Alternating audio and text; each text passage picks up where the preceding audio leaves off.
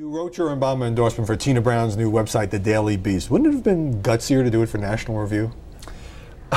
Well, first of all, how could you not write an endorsement in a publication called The Daily Beast? But the fact of the matter is I had a new column in The Daily Beast. I went to some pains in that endorsement to point out that I was not writing it for National Review so as to create, well, to use a rather right-wing word, some Lebensraum, a little breathing space for National Review. I wanted to dissociate my endorsement from National Review, where I had also a column. You also wrote that you didn't have the kidney, as you put it, to take the 12,000 hostile emails that, for example, columnist Kathleen Parker got when she criticized Sarah Palin. My colleague, the very lovely Kathleen Parker, had written a column in National Review Online suggesting that Sarah Palin ought really to withdraw from as the Republican nominee, and she got some to put it mildly, strident email, including one charming suggestion that her mother should have aborted her and thrown the fetus into a dumpster. A lot of ugliness out there. Now, after your piece blew up into a controversy or a mini controversy, you emailed the editor of National Review, Rich Lowry, and you offered to resign as a National Review columnist. Why? I did. Why did you do that? Well, again, I felt that I had put National Review in an awkward position, and I wanted to, which was never my intention. I love National Review. It's the magazine my father started. You know, I have nothing but warm feelings for National Review. But because of some of the mail I had gotten that day, including one from a very rich-sounding man saying, I have been donating faithfully to the National Review Foundation all these years. Not one more red cent of my money will they get so long as you are in any way affiliated with National Review. So I thought, well, God, if I'm getting one of those, there must be more of those.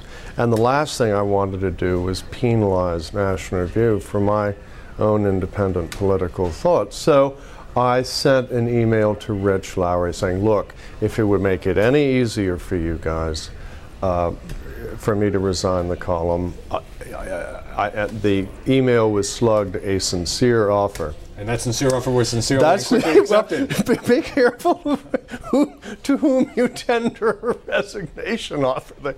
They may take you up on it. Now, Rich Lowry wrote, as a result of your offer, which he did accept, Chris says that his Obama endorsement has generated a tsunami.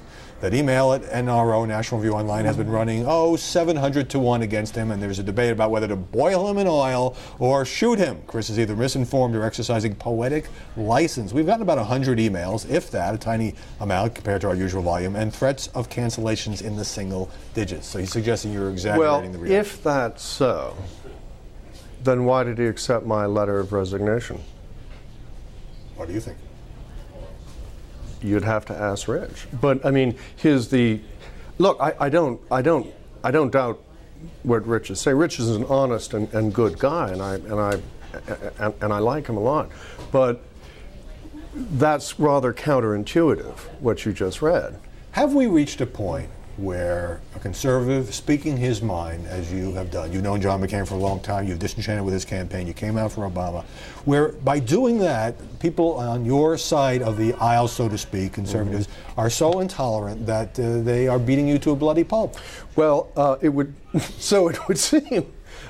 It seems to be a tempest in a teapot. My political views, Howie, ought really to be of about this much interest to anyone. A point, by the way, I made clear. You said, but your last name is Buckley. My last name is Buckley. It's a name I inherited, but I am I write political novels, so I suppose I have a column in the Daily Beast. I suppose I'm entitled to say who I'm going to vote for, right? Okay.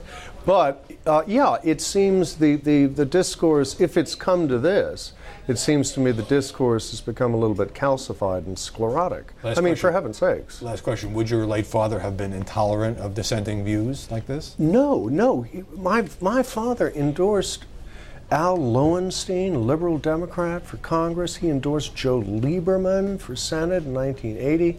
One of his closest friends on earth was John Kenneth Galbraith. My dad was a tower of tolerance.